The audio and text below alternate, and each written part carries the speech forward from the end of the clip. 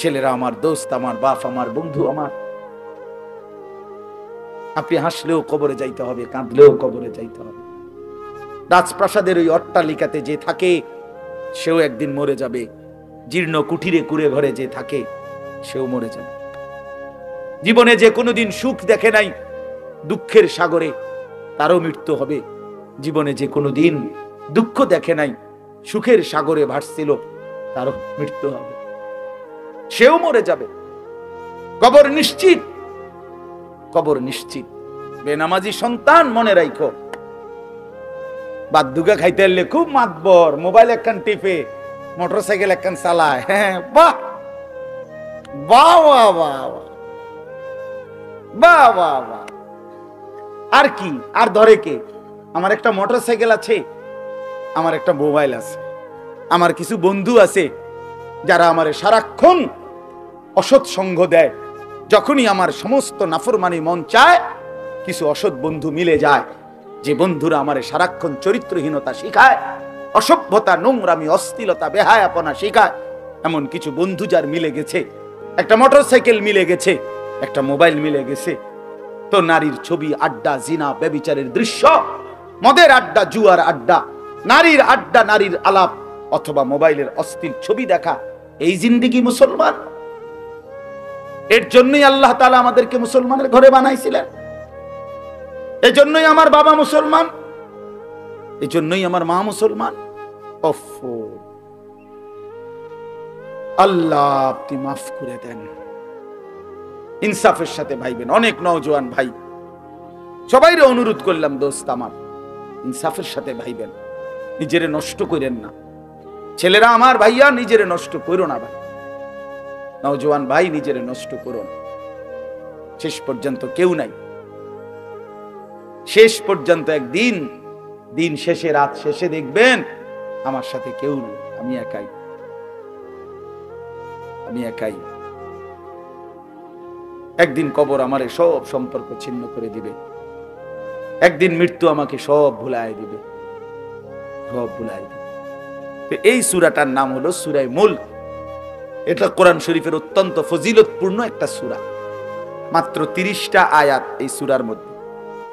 আল্লাহ নবী সাল্লাল্লাহু আলাইহি ওয়াসাল্লাম বলছেন, এই সূরাটি যে নিয়মিত তেলাওয়াত করবে, আল্লাহ নবী বলেন, তুমজিহি মিন আযাবিল কবর, এই সূরা মুলক তাকে কবরের আযাব থেকে রক্ষা করবে। এটাই সূরার ফজিলত। এজন্য আলহামদুলিল্লাহ উলামায়ে কেরাম, আমাদের মাদ্রাসাগুলোর তালিবে ইলম এবং আল্লাহওয়ালা বুজুর্গানে দ্বীন সব সময় রাত্রিবেলা ঘুমের আগে আগেই এই সূরা মুলক তেলাওয়াত করে। 4-5 মিনিট সময় লাগে, কিন্তু এই সূরার বড় ফজিলত হলো, আল্লাহ নবী সাল্লাল্লাহু আলাইহি সাল্লাম বলেন, এই সূরা কবরের আযাব থেকে রক্ষা করবে, কবরের আযাব থেকে রক্ষা করবে। আমার ভাই, আমার বন্ধু, রাসূলুল্লাহ সাল্লাল্লাহু আলাইহি সাল্লামের অগণিত হাদিস এই কথার প্রমাণ করে যে কবরে আযাব হবে। হাসরের আযাব তো আছেই, জাহান্নামের আযাব তো আছেই, কবরেও আযাব হবে। মেন বিচার তো হবে হাসরের ময়দানে, তার আগেই আযাব হবে কবর। আপনারা সহজ বাংলায় বুঝবেন, আসামি যখন ধরে ফেলে তখন মামলার হিয়ারিং তো চলে, মামলার শুনানি তো চলে, কিন্তু সে কারাগারে ঠিকই আটকায় রইছে। কারাগারের কষ্ট, যন্ত্রণা সে হাজতি হিসাবে ভোগ করতে থাকে। আবার যখন মামলার রায় হয় তখন সে আবার আসামির পরে হিসাব পরে, কিন্তু কষ্ট, লাঞ্ছনা এটা তো তার শুরু হয়ে যায়। যদিও এখনো বিচার শেষ হয় নাই, বিচার প্রক্রিয়া দিন, 10 দিন, 50 দিন, 20 দিন, 1 মাস পর পর মামলার ডেট পরে শুনানি হয়, কিন্তু সে তো থাকে কারাগারে, সে তো থাকে কারাগারে। তো আল্লাহ পাক রব্বুল আলামিন বলেন, নাফরমান সে তো হাসরের ময়দানে বিচার হবে চূড়ান্ত, কিন্তু কবর থেকেই আযাব শুরু, কবর থেকেই আযাব শুরু। রাসূলুল্লাহ সাল্লাল্লাহু আলাইহি সাল্লাম খুব বেশি হাদিসের মধ্যে আছে, একজন বিখ্যাত সাহাবী, আপনারা সবাই ওনার নাম জানেন, ইসলামের 3য় খলিফা হযরত ওসমান রাদিয়াল্লাহু তাআলা আনহু।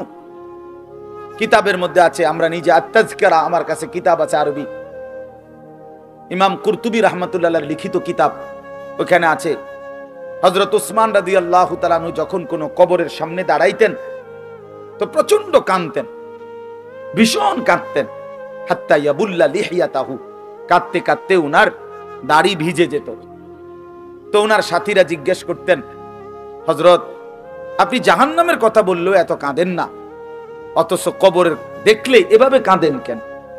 তো তিনি বলতেন, ইন্নাল কবরা আউয়ালু মানাজিলিল আখিরাহ, শোনো কবর হচ্ছে আখিরাতের প্রথম ঘাঁটি।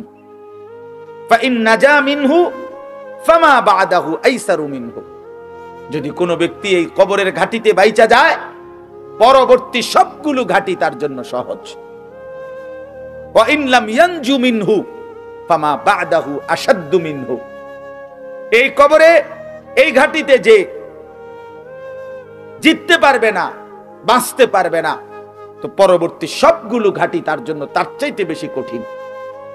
এই কথার কারণে আমি ভয় পাই, কবর দেখলে আমার মনে পড়ে, হায় আমি এই কবরের আযাব থেকে বাঁচবো কিনা, এই ভয়ে আমার কাঁদতে থাকি।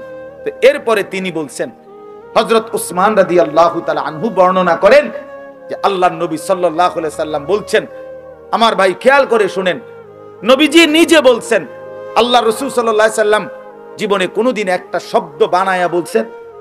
কথা বলেন। অতিরিক্ত বলছেন, বেশতি বলছেন, শুধু ভয় দেখানোর জন্য বলছেন না, তামাশা করে বলছেন? এটা আপনাদের ইয়াকিন তো? কথা বলেন না। আল্লাহর নবী সাল্লাল্লাহু আলাইহি সাল্লাম বলেন, মা রাআইতু মানজারান কাত্তু ইল্লা ওয়াল কবরু আফজাউ মিন। রাসূলুল্লাহ বলেন, হযরত উসমান বর্ণনা করেন যে আমি নবীজির জবানে শুনছি, নবীজি বলছেন, হে আমার উম্মত, আল্লাহর কসম উম্মত, কবরের চাইতে অধিক ভয়ানক কোন আযাবের দৃশ্য আমি রাসূল মুহাম্মদ দেখি নাই, আমি দেখিনি। রাসূলুল্লাহ সাল্লাল্লাহু আলাইহি সাল্লাম বলছেন। প্রিয় ভাই আমার, আল্লাহর নবী সাল্লাল্লাহু আলাইহি সাল্লামের সরাসরি হাদিস, যে ব্যক্তি কবরের তিনটা প্রশ্নের জবাব দিতে পারবে না, রাসূলুল্লাহ সাল্লাল্লাহু আলাইহি সাল্লাম বলেন, আল্লাহ তাআলার পক্ষ থেকে তখন ফেরেশতাদের কাছে ঘোষণা আসবে, আফরিশুহু মিনান নার ওয়ালবাসুহু মিনান নার ওয়াফতাহু লাহু বাবান ইলান নার। আমার এই নাফরমান বান্দার কবরে জাহান্নামের বিছানা বিছিয়ে দাও, জাহান্নামের পোশাক পরিয়ে দাও, আর জাহান্নাম বরাবর তার জন্য কবর থেকে দরজা খুলে দাও। ফেরেশতারা যখন এই কার্যক্রমটা শেষ করবে, প্রথম জাহান্নামের বিছানা বিছায় দিছে, পোশাক পরায় দিছে, জাহান্নাম বরাবর দরজা খুলে দিছে, আল্লাহর নবী সাল্লাল্লাহু আলাইহি ওয়াসাল্লাম বলেন, একজন ফেরেশতা এসে তখন ফায়ুদরাবু লাহু বিমিতরাকাতিম মিন হাদিদিন, নবীজি সাল্লাল্লাহু আলাইহি সাল্লাম বলেন, তখন একটা লোহার হাতুড়ি, লোহার গুর্জ, লোহার হাতুড়ি দিয়ে একজন ফেরেশতা তাকে একটা আঘাত করবে। কি আঘাত? কোথায় আঘাত করবে? সরাসরি হাদিসের শব্দ, বরবাতান বাইনা উযুনাইহি, তার দুই কান বরাবর একটা আঘাত করবে। রাসূলুল্লাহ সাল্লাল্লাহু আলাইহি সাল্লাম বলেন, ফায়াসিহু সাইহাতান, ওই নাফরমান তখন এত জোরে চিৎকার করবে, ইয়াসমাউহা মান ইয়ালিহি ইল্লা সাকালাইন, মানুষ এবং জিন ব্যতীত আল্লাহর সমস্ত সৃষ্টি ওই বেঈমানের চিৎকার শুনতে পাবে। এই কবরের আযাব। ছেলেরা আমার, দোস্ত আমার, বাপ আমার, বন্ধু আমার, আপনি হাসলেও কবরে যাইতে হবে, কাঁদলেও কবরে যাইতে হবে। রাজপ্রাসাদের ওই অট্টালিকাতে যে থাকে সেও একদিন মরে যাবে, জীর্ণ কুঠিরে কুড়ে ঘরে যে থাকে সেও মরে যাবে। জীবনে যে কোনোদিন সুখ দেখে নাই, দুঃখের সাগরে, তারও মৃত্যু হবে। জীবনে যে কোনোদিন দুঃখ দেখে নাই, সুখের সাগরে ভাসছিল, তারও মৃত্যু হবে, সেও মরে যাবে। কবর নিশ্চিত, কবর নিশ্চিত। আমিন ওয়ারাইহিম বারযাখুন ইলা ইয়াউমি ইউবআসুন। আল্লাহ তাআলা মৃত ব্যক্তিকে বলবে, বান্দা, কোরআন শরীফের আয়াত, এখন থেকে নিয়ে ইসরাফিলের ফুঁতে হাসরের ময়দানে উঠানো পর্যন্ত বারযাখ মানে কবরের জীবনে পড়ে থাকো। ভেবে দেখেন, ভেবে দেখেন, শুধু এক মিনিট আমিও ভাবি, আপনিও ভাবেন। হাদিসের মধ্যে আছে, মা বাইনান নাফখাতাইন আরবাউন, ইসরাফিল প্রথম ফু দিলে জমিনের সবকিছু মাটির নিচে চলে যাবে। দ্বিতীয় ফু দিলে মাটির নিচ থেকে আবার সবাই উঠে হাসরের ময়দানে দাঁড়াবে। তো নবীজি সাল্লাল্লাহু আলাইহি সাল্লাম বলছে এই দুই ফুঁয়ের মাঝখানে ব্যবধান হবে 40। তো মুহাদ্দিসিনে কেরাম, উলামায়ে কেরাম বলেন কেউ কেউ এই দুই ফুঁয়ের মাঝখানে ব্যবধান হতে পারে 40,000 বছর। তাহলে ধরে নেন সর্বশেষ যেই লোকটা কবরে গেছে, যদি তার কবরে আযাব হয় তাহলে তার কবরের আযাব ভোগ করতে হবে 40,000 বছর। এবার বলেন তো এখন যারা মরতেছে, এবার বলেন তো রাসূলুল্লাহ সাল্লাল্লাহু আলাইহি সাল্লামের জামানায় যারা মারা গেছে, এবার আরো পিছনে যান ইব্রাহিম আলাইহিস সালামের জামানায় যারা মারা গেছে, এবার আরো পিছনে যান নূহ আলাইহিস সালামের জামানায় যেই অবিশ্বাসী বেঈমানগুলো মারা গেছে, তারা আজকে কত বছর যাবত কবরে আযাব ভোগ করতেছে। বুঝছেননি আমার কথাটা? হ্যাঁ, কোরআন শরীফে আছে ওমান আ'রাযা আন যিকরি ফাইন্না লাহু মাঈশাতান যানকা ওয়া নাহশুরুহু ইয়াওমাল কিয়ামাতি আ'মা। আল্লাহ বলেন আমার শরণ থেকে যে মুখ ফিরায় নিল, আমার বন্দিগি, আমার ইবাদত, আমার হুকুম পালন, আমি তার জীবন করে দেব সংকীর্ণ এবং তার হাসরের ময়দানে উঠাবো অন্ধ। এই জীবন সংকীর্ণ করার একাধিক তাফসীর, এর মধ্যে একটা তাফসীর হলো এইটা যে আল্লাহ জীবন সংকীর্ণ করে দিবে, মানে তার কবরের মধ্যে তার কবরটাকে একেবারে সংকীর্ণ করে দিবে। আল্লাহ রাসূল বলেছে নাফরমানের কবর রাইখা যখন ফেরেশতা চলে যাবে, কবর ডান পাশের মাটি তারে একটা চাপ দিবে বাম দিকে, বাম দিকের মাটি এক ডান দিকে। আল্লাহর কসম ডান পাশের হাড্ডি পাজর ভাঙ্গা ডান দিকে বাম দিকে চলে যাবে, বাম দিকের হাড্ডি পাজর ভাঙ্গা রাসূল দেখেন হাত্তা তাখতালিফা আদলাউহু, এই দুই আঙ্গুল যেভাবে এভাবে একটার ভিতরে ঢুকে গেছে, খোদার কসম ডান পাশের হাড্ডি পাজর বাম পাশের হাড্ডি পাজর এইভাবে একটার ভিতরে ঢুকে যাবে। এটার অর্থ এটা।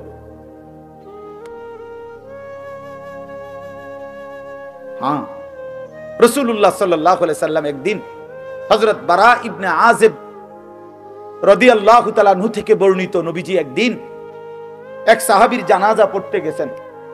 জানাজা পড়তে গিয়ে খালি কবরের সামনে কিছুক্ষণ দাঁড়াইছেন, তখনও ওনারে কবরে রাখে নাই, জানাজাও পড়ায় নাই। নবীজি আগে গিয়া কবরটার সামনে দাঁড়াইছে। হযরত বারা ইবনে আযিব বলেন আমরা নবীজির সাথে ছিলাম। আল্লাহর নবী সাল্লাল্লাহু আলাইহি সাল্লাম কবরের খালি এই কবরে দেখা অঝরে কাঁদতে শুরু করছে। আমরা সবাই সাহাবীরা নবীজির সাথে কাঁদতে শুরু করলাম। অনেকক্ষণ কাইদা নবীজি চোখের পানি মুইছা আজীব কথা বলছে নবী। রাসূলুল্লাহ সাল্লাল্লাহু আলাইহি সাল্লাম সাহাবীদেরকে লক্ষ্য করে বলছে ইয়া ইখওয়ানি লিমিসলি হাদা ফাআইদ্দু, আমার বন্ধুরা, আমার সাথীরা, এই কবরে যাওয়ার জন্য তোমরাও রেডি হও।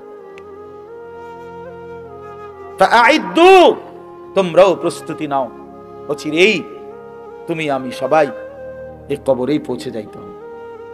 রাসূলুল্লাহ সাল্লাল্লাহু আলাইহি সাল্লাম বলছে প্রিয় বন্ধু আমার, জওয়ান সাথী আমার, সামান্য এই কয়টা দিনের জওয়ানি নষ্ট না করা, নষ্ট না করা, কোনোভাবেই নষ্ট না করা। তো এই জন্য বললাম এই সূরা মুলক এটা আল্লাহ তাআলা অত্যন্ত ফজিলতপূর্ণ একটি সূরা। রাসূলুল্লাহ সাল্লাল্লাহু আলাইহি সাল্লাম বলছেন এটা কবরের আযাব থেকে রক্ষা করবে। এই সূরা নিয়মিত তাফসীরের মধ্যে আমি নিজে পড়ছি, তাফসীরে কুরতুবিতে আছে। আল্লাহর নবী সাল্লাল্লাহু আলাইহি সাল্লাম বলেন লাওয়াদিতু, নবীজি বলেন আমার দিলের আশা, আমার দিলের তামান্না, আমার উম্মতের প্রতিটা মুমিন তার কলিজার ভিতরে, তার জবানে এই সূরা মুলক থাকুক,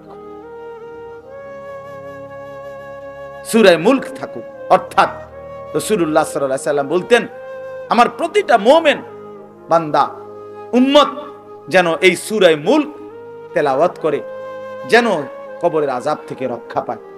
নবীজি 5 ওয়াক্ত নামাজের পরে, আল্লাহর কসম ভাই এখানে অনেক ওলামায়ে কেরাম আছে, আপনি জিজ্ঞাসা করেন, নবীজি 5 ওয়াক্ত নামাজের পরে, সরদারে দু আলম নবীর তো কোনো গুনাহ নাই, তিনি নিষ্পাপ, তিনি তো জান্নাত উদ্বোধন করবেন। আনা আউয়ালু মান ইয়াকরাউ বাবাল জান্নাহ, নবী বলছে আমি সেই মুহাম্মদ যে প্রথম জান্নাতের দরজা আমি নাড়বো, জান্নাতের কড়া নাড়বো আমি মুহাম্মদ। ভেতর থেকে ফেরেশতা বলবে আপনি কে? আমি বলবো মুহাম্মদ। ফেরেশতা বলবে আনতাজিরু লাক, আমি তো আপনার অপেক্ষাই করছিলাম, আপনি আসবেন বলেই তো অপেক্ষায় ছিলাম, আপনি উদ্বোধন করে দিলেই তো বাকিরা ঢুকবে। তো সেই নবী যিনি জান্নাত উদ্বোধন করবেন, তিনি 5 ওয়াক্ত নামাজের পরে ভাইয়া প্রতিদিন তিনি যেই কথাটা দোয়া করতেন, এর মধ্যে একটা দোয়া এটা, আল্লাহুম্মা ইন্নী আউযু বিকা মিন আযাবিল কবর ওয়া মিন ফিতনাতিল কবর ওয়া মিন ফিতনাতিল মাসীহিদ দাজ্জাল ওয়া মিন ফিতনাতিল মাহইয়া ওয়াল মামাত। আল্লাহ, আমি কবরের আযাব থেকে পানাহ চাই। নবীজি নিজে বলতেন।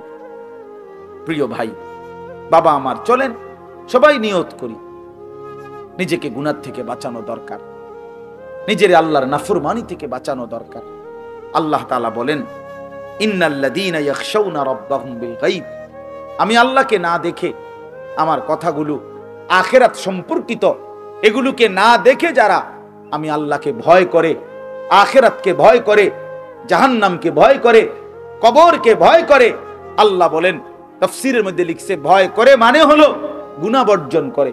কোন ব্যক্তি আল্লাহকে ভয় করে, খোদার কসম, এই কথার অর্থ হলো গুনাহ ছেড়ে দেয়। যে গুনাহ ছেড়ে দেয় সে আল্লাহকে ভয় করে, যে আল্লাহকে ভয় করে সে গুনাহ ছেড়ে দেয়। কোন নাফরমান আল্লাহকে ভয় করে না, আল্লাহকে ভয় করলে গুনাহ করতে পারে না। বুঝেন নাই বাংলা কথাটা? এটা কাগজের এই পিঠ ও পিঠ, কাগজের এই পিঠ ওই পিঠ। এই পিঠে যদি লেখা আছে আল্লাহর ভয়, তো ওই পিঠে লেখা থাকবে গুনাহ বর্জন। যে গুনাহ ছেড়ে দেয় সে অটোমেটিকলি আল্লাহকে ভয় করে, যে আল্লাহকে ভয় করে সে গুনাহ বর্জন। এজন্য তাকওয়ার অর্থ আল্লাহর ভয়, এটার প্রথম অর্থ হইল গুনাহ বর্জন। মান খাশিয়ার রহমান, আল্লাহকে ভয়, এটার প্রথম অর্থ গুনাহ বর্জন। এই মাহফিলগুলো আসলে আপনাদের কাছে কোনো 23 বছরের পুরা ইসলাম বুঝানো, একদিনে 1 ঘন্টা, এটা না। অর্থ হলো বিবেকটা জাগানো, অনুভূতিটা একটু জাগানো, ঠিক না? একটু যেন মানসিকতাটা বাড়ে, একটু মানসিকতাটা যেন পারে। দুনিয়া ভুলেন, আখিরাত ফিকির করে, আখিরাতের ফিকির করে। যুবক ভাই, নিজের ক্ষতি করেন না। নওজোয়ান ভাই, নিজের ক্ষতি করেন। আল্লাহর ওয়াস্তে ভাইয়া, চরিত্রহীনতার এই জিন্দেগি সুখ দেয় না। কোনো পাপী সুখে নাই, কোনো হারামখোর, কোনো মদখোর, কোনো গাঁজাখোর, ফুট্টাখোর, বাবাখোর, ডাইলখোর, ইয়াবাখোর, একটা নাফরমান সুখে নাই। কোন বেপরদা নারী সুখে নাই।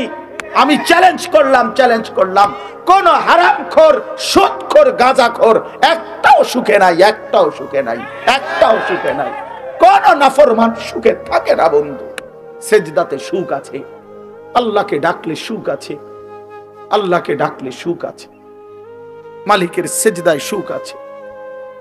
এজন্য চলেন ইনশাআল্লাহ নিয়ত করি, আল্লাহকে ডাকবো ইনশাআল্লাহ। হারাম ছেড়ে দেই, আল্লাহর নাফরমানি ছেড়ে দেই। বেনামাজি সন্তান মনে রাখো, বাদুগা খাইতে এলে খুব মাতবর, মোবাইল একখান টিপে, মোটরসাইকেল একখান চালায়। হ্যাঁ, বাহ বাহ বাহ বাহ বাহ বাহ বাহ। আর কি, আর ধরে কে? আমার একটা মোটরসাইকেল আছে, আমার একটা মোবাইল আছে, আমার কিছু বন্ধু আছে যারা আমারে সারাক্ষণ অসৎ সঙ্গ দেয়। যখনই আমার সমস্ত নাফরমানি মন চায়, কিছু অসৎ বন্ধু মিলে যায়, যে বন্ধুরা আমারে সারাক্ষণ চরিত্রহীনতা শিখায়, অসভ্যতা, নোংরামি, অশ্লীলতা, বেহায়াপনা শিখায়। এমন কিছু বন্ধু যার মিলে গেছে, একটা মোটরসাইকেল মিলে গেছে, একটা মোবাইল মিলে গেছে, তো নারীর ছবি, আড্ডা, জিনা, ব্যভিচারের দৃশ্য, মদের আড্ডা, জুয়ার আড্ডা, নারীর আড্ডা, নারীর আলাপ, অথবা মোবাইলের অশ্লীল ছবি দেখা, এই জিন্দেগি মুসলমান? এর জন্যই আল্লাহ তাআলা আমাদেরকে মুসলমানের ঘরে বানাইছিলেন। এজন্যই আমার বাবা মুসলমান, এজন্যই আমার মা মুসলমান। আল্লাহ আপনি মাফ করে দেন, ইনসাফের সাথে ভাইবেন। অনেক নওজোয়ান ভাই, সবাইরে অনুরোধ করলাম, দোস্ত আমার, ইনসাফের সাথে ভাইবেন, নিজেরে নষ্ট করেন না। ছেলেরা আমার, ভাইয়া নিজেরে নষ্ট করো না ভাই, নওজোয়ান ভাই নিজেরে নষ্ট করো না। শেষ পর্যন্ত কেউ নাই, শেষ পর্যন্ত একদিন, দিন শেষে, রাত শেষে দেখবেন আমার সাথে কেউ নাই, আমি একাই। আমি একাই। একদিন কবর আমারে সব সম্পর্ক ছিন্ন করে দিবে, একদিন মৃত্যু আমাকে সব ভুলায় দিবে, সব ভুলায় দিবে। তো এই সূরাটার নাম হলো সূরা মুলক। এটা কোরআন শরীফের অত্যন্ত ফজিলতপূর্ণ একটা সূরা। মাত্র 30টা আয়াত এই সূরার মধ্যে। আল্লাহ নবী সাল্লাল্লাহু আলাইহি ওয়াসাল্লাম বলছেন, এই সূরাটি যে নিয়মিত তেলাওয়াত করবে, আল্লাহ নবী বলেন, তুমজিহি মিন আযাবিল কবর, এই সূরা মুলক তাকে কবরের আযাব থেকে রক্ষা করবে। এটাই সূরার ফজিলত। এজন্য আলহামদুলিল্লাহ উলামায়ে কেরাম, আমাদের মাদ্রাসাগুলোর তালেবে ইলম এবং আল্লাহওয়ালা বুজুর্গানে দ্বীন সব সময় রাত্রিবেলা ঘুমের আগেই এই সূরা মুলক তেলাওয়াত করে। এই 4-5 মিনিট সময় লাগে, কিন্তু এই সূরার বড় ফজিলত হলো আল্লাহ নবী সাল্লাল্লাহু আলাইহি সাল্লাম বলেন, এই সূরা কবরের আযাব থেকে রক্ষা করবে, কবরের আযাব থেকে রক্ষা করবে। আমার ভাই, আমার বন্ধু, রাসূলুল্লাহ সাল্লাল্লাহু আলাইহি সাল্লামের অগণিত হাদিস এই কথার প্রমাণ করে যে কবরে আযাব হবে। হাসরের আযাব তো আছেই, জাহান্নামের আযাব তো আছেই, কবরেও আযাব হবে। মেন বিচার তো হবে হাসরের ময়দানে, তার আগেই আযাব হবে কবর। আপনারা সহজ বাংলায় বুঝবেন। আসামি যখন ধরে ফেলে, তখন মামলার হিয়ারিং তো চলে, মামলার শুনানি তো চলে, কিন্তু সে কারাগারে ঠিকই আটকায় রইছে। কারাগারের কষ্ট যন্ত্রণা সে হাজতি হিসাবে ভোগ করতে থাকে। আবার যখন মামলার রায় হয়, তখন সে আবার আসামির পরে হিসাব পরে, কিন্তু কষ্ট লাঞ্ছনা এটা তো তার শুরু হয়ে যায়। যদিও এখনো বিচার শেষ হয় নাই, বিচার প্রক্রিয়া দিন, 10 দিন, 50 দিন, 20 দিন, 1 মাস পর পর মামলার ডেট পরে শুনানি হয়, কিন্তু সে তো থাকে কারাগারে, সে তো থাকে কারাগারে। তো আল্লাহ পাক রব্বুল আলামিন বলেন, নাফরমান সে তো হাসরের ময়দানে বিচার হবে চূড়ান্ত, কিন্তু কবর থেকেই আযাব শুরু, কবর থেকেই আযাব শুরু। রাসূলুল্লাহ সাল্লাল্লাহু আলাইহি সাল্লাম খুব বেশি হাদিসের মধ্যে আছে, একজন বিখ্যাত সাহাবী, আপনারা সবাই ওনার নাম জানেন, ইসলামের 3য় খলিফা হযরত ওসমান রাদিয়াল্লাহু তাআলা আনহু। কিতাবের মধ্যে আছে, আমরা নিজে আত-তাযকিরা, আমার কাছে কিতাব আছে আরবি, ইমাম কুরতুবী রাহমাতুল্লাহ লিখিত কিতাব, ওখানে আছে হযরত ওসমান রাদিয়াল্লাহু তাআলা আনহু যখন কোনো কবরের সামনে দাঁড়াইতেন তো প্রচন্ড কাঁদতেন, ভীষণ কাঁদতেন। হাত্তা ইয়াবুল্লা লিহিয়াতাহু, কাঁদতে কাঁদতে উনার দাড়ি ভিজে যেত। তো উনার সাথীরা জিজ্ঞেস করতেন, হযরত আপনি জাহান্নামের কথা বললেও এত কাঁদেন না, অথচ কবরের দেখলে এভাবে কাঁদেন কেন? তো তিনি বলতেন, ইন্নাল কবরা আউয়ালু মানাজিলিল আখিরাহ, শোনো, কবর হচ্ছে আখিরাতের প্রথম ঘাঁটি। ফা ইন নাজা মিনহু ফামা বাদাহু আইসারু মিনহু, যদি কোনো ব্যক্তি এই কবরের ঘাটিতে বাইচা যায়, পরবর্তী সবগুলো ঘাটি তার জন্য সহজ। ওয়া ইন লাম ইয়ানজু মিনহু ফামা বাদাহু আশাদ্দু মিনহু, এই কবরে এই ঘাটিতে যে জিততে পারবে না, বাঁচতে পারবে না, তো পরবর্তী সবগুলো ঘাটি তার জন্য তার চাইতে বেশি কঠিন। এই কথার কারণে আমি ভয় পাই, কবর দেখলে আমার মনে পড়ে, হায় আমি এই কবরের আযাব থেকে বাঁচবো কিনা, এই ভয়ে আমার কাঁদতে থাকি। তো এরপরে তিনি বলছেন, হযরত ওসমান রাদিয়াল্লাহু তাআলা আনহু বর্ণনা করেন যে আল্লাহর নবী সাল্লাল্লাহু আলাইহি সাল্লাম বলছেন, আমার ভাই খেয়াল করে শুনেন, নবীজি নিজে বলছেন, আল্লাহ রাসূল সাল্লাল্লাহু আলাইহি সাল্লাম জীবনে কোনোদিন একটা শব্দ বানায়া বলছেন? কথা বলেন। অতিরিক্ত বলছেন, বেশতি বলছেন, শুধু ভয় দেখানোর জন্য বলছেন না, তামাশা করে বলছেন? এটা আপনাদের ইয়াকিন তো? কথা বলেন না। আল্লাহর নবী সাল্লাল্লাহু আলাইহি সাল্লাম বলেন, মা রাআইতু মানজারান কাত্তু ইল্লা ওয়াল কবরু আফজাউ মিনহু। রাসূলুল্লাহ বলেন, হযরত ওসমান বর্ণনা করেন যে আমি নবীজির জবানে শুনছি, নবীজি বলছেন, হে আমার উম্মত, আল্লাহর কসম উম্মত, কবরের চাইতে অধিক ভয়ানক কোন আযাবের দৃশ্য আমি রাসূল মুহাম্মদ দেখি নাই, আমি দেখিনি। রাসূলুল্লাহ সাল্লাল্লাহু আলাইহি সাল্লাম বলছেন। প্রিয় ভাই আমার, আল্লাহর নবী সাল্লাল্লাহু আলাইহি সাল্লামের সরাসরি হাদিস, যে ব্যক্তি কবরের 3টা প্রশ্নের জবাব দিতে পারবে না, রাসূলুল্লাহ সাল্লাল্লাহু আলাইহি সাল্লাম বলেন আল্লাহ তাআলার পক্ষ থেকে তখন ফেরেশতাদের কাছে ঘোষণা আসবে, আফরিশুহু মিনান নার ওয়ালবাসুহু মিনান নার ওয়াফতাহু লাহু বাবান ইলান নার। আমার এই নাফরমান বান্দার কবরে জাহান্নামের বিছানা বিছিয়ে দাও, জাহান্নামের পোশাক পরিয়ে দাও, আর জাহান্নাম বরাবর তার জন্য কবর থেকে দরজা খুলে দাও। ফেরেশতারা যখন এই কার্যক্রমটা শেষ করবে, প্রথম জাহান্নামের বিছানা বিছায় দিছে, পোশাক পরায় দিছে, জাহান্নাম বরাবর দরজা খুলে দিছে। আল্লাহর নবী সাল্লাল্লাহু আলাইহি ওয়াসাল্লাম বলেন একজন ফেরেশতা এসে তখন ফায়ুদরাবু লাহু বিমিতরাকাতিন মিন হাদিদিন, নবীজি সাল্লাল্লাহু আলাইহি সাল্লাম বলেন তখন একটা লোহার হাতুড়ি, লোহার গুর্জ, লোহার হাতুড়ি দিয়ে একজন ফেরেশতা তাকে একটা আঘাত করবে। কি আঘাত, কোথায় আঘাত করবে? সরাসরি হাদিসের শব্দ, বরবাতান বাইনা উযুনাইহি, তার 2 কান বরাবর একটা আঘাত করবে। রাসূলুল্লাহ সাল্লাল্লাহু আলাইহি সাল্লাম বলেন ফায়াসিহু সাইহাতান, ওই নাফরমান তখন এত জোরে চিৎকার করবে, ইয়াসমাউহা মান ইয়ালিহি ইল্লা সাকালাইন, মানুষ এবং জিন ব্যতীত আল্লাহর সমস্ত সৃষ্টি ওই বেঈমানের চিৎকার শুনতে পায়। এই কবরের আযাব। ছেলেরা আমার, দোস্ত আমার, বাপ আমার, বন্ধু আমার, আপনি হাসলেও কবরে যাইতে হবে, কাঁদলেও কবরে যাইতে হবে।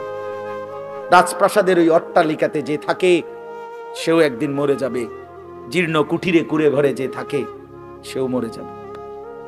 জীবনে যে কোনোদিন সুখ দেখে নাই, দুঃখের সাগরে তারও মৃত্যু হবে। জীবনে যে কোনোদিন দুঃখ দেখে নাই, সুখের সাগরে ভাসছিল, তারও মৃত্যু হবে, সেও মরে যাবে। কবর নিশ্চিত, কবর নিশ্চিত। আমিন ওয়ারাইহিম বারযাখুন ইলা ইয়াউমি ইউবআসুন। আল্লাহ তাআলা মৃত ব্যক্তিকে বলবে, বান্দা, কোরআন শরীফের আয়াত, এখন থেকে নিয়ে ইসরাফিলের ফুঁতে হাসরের ময়দানে উঠানো পর্যন্ত বারযাখ মানে কবরের জীবনে পড়ে থাকো। ভেবে দেখেন, ভেবে দেখেন, শুধু 1 মিনিট আমিও ভাবি, আপনিও ভাবেন। হাদিসের মধ্যে আছে মা বাইনান নাফখাতাইন 40, ইসরাফিল প্রথম ফু দিলে জমিনের সবকিছু মাটির নিচে চলে যাবে। দ্বিতীয় ফু দিলে মাটির নিচ থেকে আবার সবাই উঠে হাসরের ময়দানে দাঁড়াবে। তো নবীজি সাল্লাল্লাহু আলাইহি সাল্লাম বলছে এই 2 ফুঁয়ের মাঝখানে ব্যবধান হবে 40। তো মুহাদ্দিসিনে কেরাম, উলামায়ে কেরাম বলেন কেউ কেউ এই 2 ফুঁয়ের মাঝখানে ব্যবধান হতে পারে 40,000 বছর। তাহলে ধরে নেন সর্বশেষ যেই লোকটা কবরে গেছে, যদি তার কবরে আযাব হয় তাহলে তার কবরের আযাব ভোগ করতে হবে 40,000 বছর। এবার বলেন তো এখন যারা মরতেছে, এবার বলেন তো রাসূলুল্লাহ সাল্লাল্লাহু আলাইহি সাল্লামের জামানায় যারা মারা গেছে, এবার আরো পিছনে যান, ইব্রাহিম আলাইহিস সালামের জামানায় যারা মারা গেছে, এবার আরো পিছনে যান, নূহ আলাইহিস সালামের জামানায় যেই অবিশ্বাসী বেঈমানগুলো মারা গেছে, তারা আজকে কত বছর যাবত কবরে আযাব ভোগ করতেছে। বুঝছেননি আমার কথাটা? হ্যাঁ, কোরআন শরীফে আছে ওমান আ'রাযা আন যিকরি ফাইন্না লাহু মাঈশাতান যানকা ওয়া নাহশুরুহু ইয়াওমাল কিয়ামাতি আ'মা। আল্লাহ বলেন আমার শরণ থেকে যে মুখ ফিরায় নিল, আমার বন্দিগি, আমার ইবাদত, আমার হুকুম পালন, আমি তার জীবন করে দেব সংকীর্ণ এবং তার হাসরের ময়দানে উঠাবো অন্ধ। এই জীবন সংকীর্ণ করার একাধিক তাফসীর, এর মধ্যে একটা তাফসীর হলো এইটা যে আল্লাহ জীবন সংকীর্ণ করে দিবে, মানে তার কবরের মধ্যে তার কবরটাকে একেবারে সংকীর্ণ করে দিবে। আল্লাহ রাসূল বলেছে নাফরমানের কবর রাইখা যখন ফেরেশতা চলে যাবে, কবর ডান পাশের মাটি তারে একটা চাপ দিবে বাম দিকে, বাম দিকের মাটি এক ডান দিকে। আল্লাহর কসম ডান পাশের হাড্ডি পাঁজর ভাঙ্গা ডান দিকে বাম দিকে চলে যাবে, বাম দিকের হাড্ডি পাঁজর ভাঙ্গা। রাসূল দেখেন হাত্তা তাখতালিফা আদলাউহু, এই 2 আঙ্গুল যেভাবে একটার ভিতরে ঢুকে গেছে, খোদার কসম ডান পাশের হাড্ডি পাঁজর বাম পাশের হাড্ডি পাঁজর এইভাবে একটার ভিতরে ঢুকে যাবে। এটার অর্থ এটা। হ্যাঁ, রাসূলুল্লাহ সাল্লাল্লাহু আলাইহি সাল্লাম একদিন হযরত বারা ইবনে আযিব রাদিয়াল্লাহু তাআলা আনহু থেকে বর্ণিত, নবীজি একদিন এক সাহাবীর জানাজা পড়তে গেছেন। জানাজা পড়তে গিয়ে খালি কবরের সামনে কিছুক্ষণ দাঁড়াইছেন। তখনও ওনারে কবরে রাখে নাই, জানাজাও পড়ায় নাই। নবীজি আগে গিয়া কবরটার সামনে দাঁড়াইছে। হযরত বারা ইবনে আযিব বলেন, আমরা নবীজির সাথে ছিলাম। আল্লাহর নবী সাল্লাল্লাহু আলাইহি সাল্লাম কবরের খালি এই কবরে দেখা অঝরে কাঁদতে শুরু করছে। আমরা সবাই সাহাবীরা নবীজির সাথে কাঁদতে শুরু করলাম। অনেকক্ষণ কাইদা নবীজি চোখের পানি মুইছা আজীব কথা বলছে নবী। রাসূলুল্লাহ সাল্লাল্লাহু আলাইহি সাল্লাম সাহাবীদেরকে লক্ষ্য করে বলছে, ইয়া ইখওয়ানি লিমিসলি হাদা ফাআইদু, আমার বন্ধুরা, আমার সাথীরা, এই কবরে যাওয়ার জন্য তোমরাও রেডি হও। ফাআইদু, তোমরাও প্রস্তুতি নাও। অচিরেই তুমি আমি সবাই এই কবরেই পৌঁছে যাইতে হবে। রাসূলুল্লাহ সাল্লাল্লাহু আলাইহি সাল্লাম বলছেন, প্রিয় বন্ধু আমার, জওয়ান সাথী আমার, সামান্য এই কয়েকদিনের জওয়ানি নষ্ট না করা, নষ্ট না করা, কোনোভাবেই নষ্ট না করা। তো এই জন্য বললাম, এই সূরা মুলক এটা আল্লাহ তাআলা অত্যন্ত ফজিলতপূর্ণ একটি সূরা। রাসূলুল্লাহ সাল্লাল্লাহু আলাইহি সাল্লাম বলছেন, এটা কবরের আযাব থেকে রক্ষা করবে। এই সূরা নিয়মিত তাফসীরের মধ্যে আমি নিজে পড়ছি, তাফসীরে কুরতুবিতে আছে। আল্লাহর নবী সাল্লাল্লাহু আলাইহি সাল্লাম বলেন, লাওয়াদিতু, নবীজি বলেন, আমার দিলের আশা, আমার দিলের তামান্না, আমার উম্মতের প্রতিটা মুমিন তার কলিজার ভিতরে, তার জবানে এই সূরা মুলক থাকুক, সূরা মুলক থাকুক। অর্থাৎ রাসূলুল্লাহ সাল্লাল্লাহু আলাইহি সাল্লাম বলতেন, আমার প্রতিটা মুমিন বান্দা উম্মত যেন এই সূরা মুলক তেলাওয়াত করে, যেন কবরের আযাব থেকে রক্ষা পায়। নবীজি 5 ওয়াক্ত নামাজের পরে, আল্লাহর কসম ভাই, এখানে অনেক ওলামায়ে কেরাম আছে, আপনি জিজ্ঞাসা করেন, নবীজি 5 ওয়াক্ত নামাজের পরে, সরদারে দু আলম নবীর তো কোনো গুনাহ নাই, তিনি নিষ্পাপ, তিনি তো জান্নাত উদ্বোধন করবেন। আনা আউয়ালু মান ইয়াকরাউ বাবাল জান্নাহ, নবী বলছে, আমি সেই মুহাম্মদ যে প্রথম জান্নাতের দরজা আমি নাড়বো, জান্নাতের কড়া নাড়বো আমি মুহাম্মদ। ভিতর থেকে ফেরেশতা বলবে, আপনি কে? আমি বলবো মুহাম্মদ। ফেরেশতা বলবে, আনতাজিরু লাক, আমি তো আপনার অপেক্ষাই করছিলাম, আপনি আসবেন বলেই তো অপেক্ষায় ছিলাম, আপনি উদ্বোধন করে দিলেই তো বাকিরা ঢুকবে। তো সেই নবী যিনি জান্নাত উদ্বোধন করবেন, তিনি 5 ওয়াক্ত নামাজের পরে ভাইয়া প্রতিদিন তিনি যেই কথাটা দোয়া করতেন, এর মধ্যে একটা দোয়া এটা, আল্লাহুম্মা ইন্নী আউযু বিকা মিন আযাবিল কবর ওয়া মিন ফিতনাতিল কবর ওয়া মিন ফিতনাতিল মাসীহিদ দাজ্জাল ওয়া মিন ফিতনাতিল মাহইয়া ওয়াল মামাত। আল্লাহ, আমি কবরের আযাব থেকে পানাহ চাই। নবীজি নিজে বলতেন, নবীজি নিজে বলতেন। প্রিয় ভাই, বাবা আমার, চলেন সবাই নিয়ত করি, নিজেকে গুনাহ থেকে বাঁচানো দরকার, নিজের আল্লাহর নাফরমানি থেকে বাঁচানো দরকার। আল্লাহ তাআলা বলেন, ইন্নাল্লাযীনা ইয়াখশাউনা রাব্বাহুম বিল গায়ব, আমি আল্লাহকে না দেখে, আমার কথাগুলো আখিরাত সম্পর্কিত, এগুলোকে না দেখে যারা আমি আল্লাহকে ভয় করে, আখিরাতকে ভয় করে, জাহান্নামকে ভয় করে, কবরকে ভয় করে, আল্লাহ বলেন, তাফসীরের মধ্যে লিখছে, ভয় করে মানে হলো গুনাহ বর্জন করে।